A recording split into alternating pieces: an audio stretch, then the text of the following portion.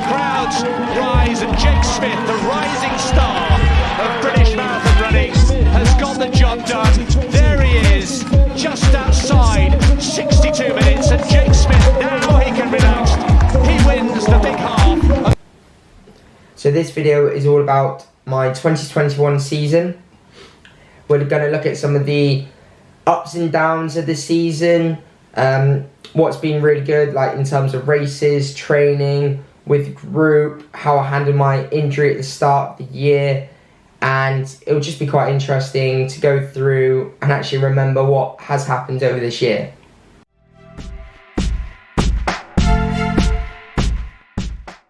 So my favourite race of the year would have to be the London Big Half.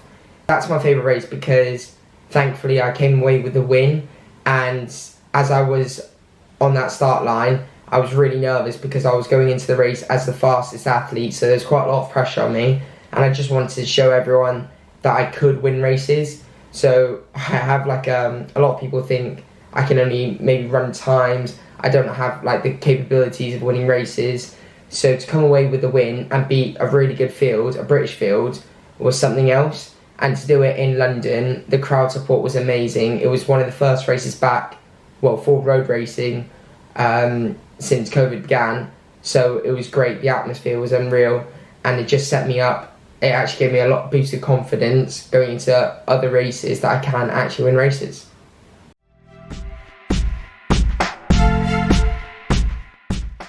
This is quite easy. It's when I DNF'd the British 10k trials back in Birmingham.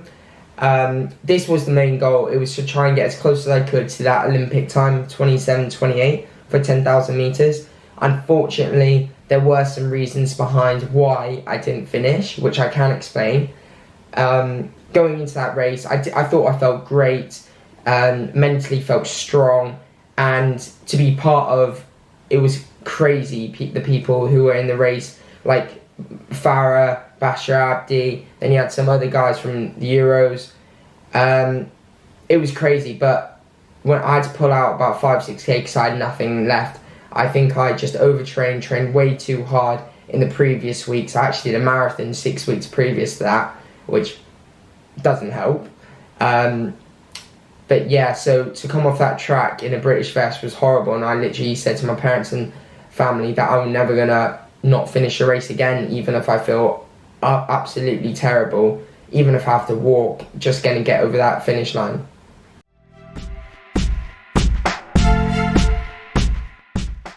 Oh, this is easy. It's the 10-mile session I did the week before the 10k trial, so this probably didn't help, but I did 10 miles of a K on, K off around the track with my coach pacing me on the bike. I think I ran 46 minutes and 25 seconds for 10 miles, which would have put me 4th all-time in Britain, and I averaged about 2:43, 2:44s for the Ks on, and 3:02, 3:03s for the Ks off. If you follow my Strava, you can actually see this session as I've written down every single split.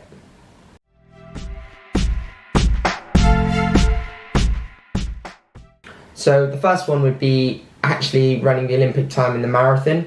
I was only supposed to pace till 15 miles, but because it was a lap course and the guy I was pacing with kept saying to me, oh, one more lap, one more lap. By the time we were about 21, 22 miles, I thought, sod it. I'm under the Olympic time, I might as well, I've got this far, I'm going to run the time. The second one I've mentioned previously is the Big Half, because it just gave me that extra bit of confidence. I've actually won a race, which I don't tend to do. So to come away with a win in a half marathon, which is one of my preferred events, was something else. And lastly, it would be getting into the Eurocross team. I'm not a massive fan of cross country, especially if you look at my Power of 10 results. I don't really do very well at it. For example, I came fifth. My best position at English Horse was 50th. So to get into the Eurocross team for the seniors to race in Dublin, I was absolutely chuffed.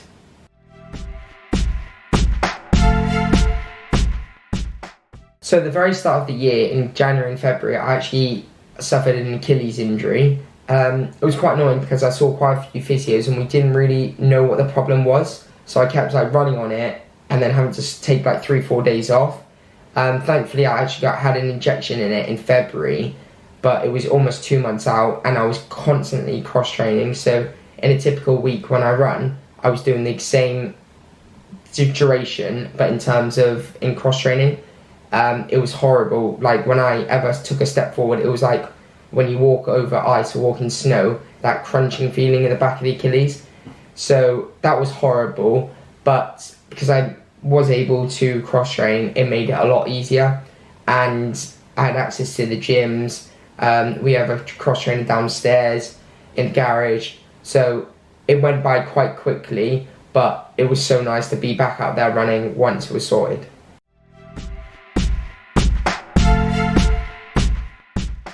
So the longest run is easy, it's the marathon. I actually did a 2-mile warm-up before it, so that was essentially like a 28-mile day. I did not cool down, but we had to walk an absolute miles just to get back to the car. In terms of my biggest training week, I think it was 115 miles for a week of running, and then also on top of that, I did some cross training with that.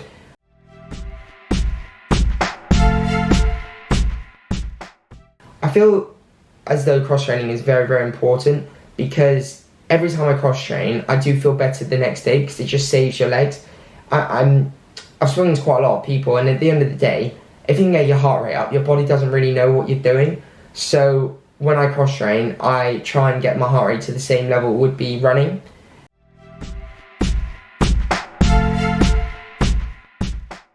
Oh, it was amazing. I've always loved their shoes. I've raced in their shoes the whole time, the Vaporfly. It's my go-to shoe, and to get that call that they wanted to sign me was unreal.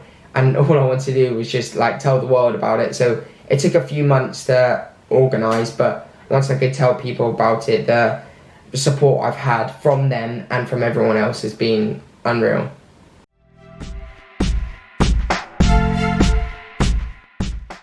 Easy. So it's Kieran Lewis. We do absolutely everything together. There have been times when he's been running on the treadmill and I've been on the cross trainer. So it is like a sweat box in that garage. But it's so easy to train with him, because even though at times one of us might be feeling worse in the morning, you get up, you know the other person's going to run, say, 10, 12 miles, whatever, in the morning. So it's been so easy. You just talk about absolutely anything, get out that door, get the run done, come back, and it's just the same old every day. So it's been really good fun. And before sessions, we both have like a nap in separate rooms, but once we wake up, I always get a message off him telling me I feel horrendous post-nap, and about an hour later, he's absolutely buzzing because we've both taken caffeine. We're getting into the spirit of the session, and it just makes it so much easier living with someone who's your best mate and you can just do everything together with.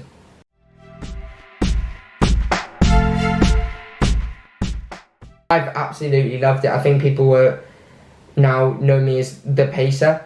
And so, for example, I paced Phil Assessment London Marathon when he was the first Brit home. But my favourite has been the pacing Bashir Abdi to the European record. That was crazy. Like, I paced him to 27 kilometres, and then I just ran to the finish line.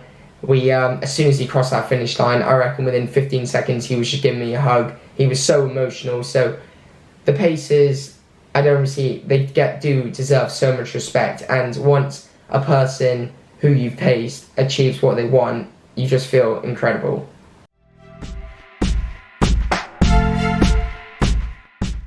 Yeah, I'm really, really happy.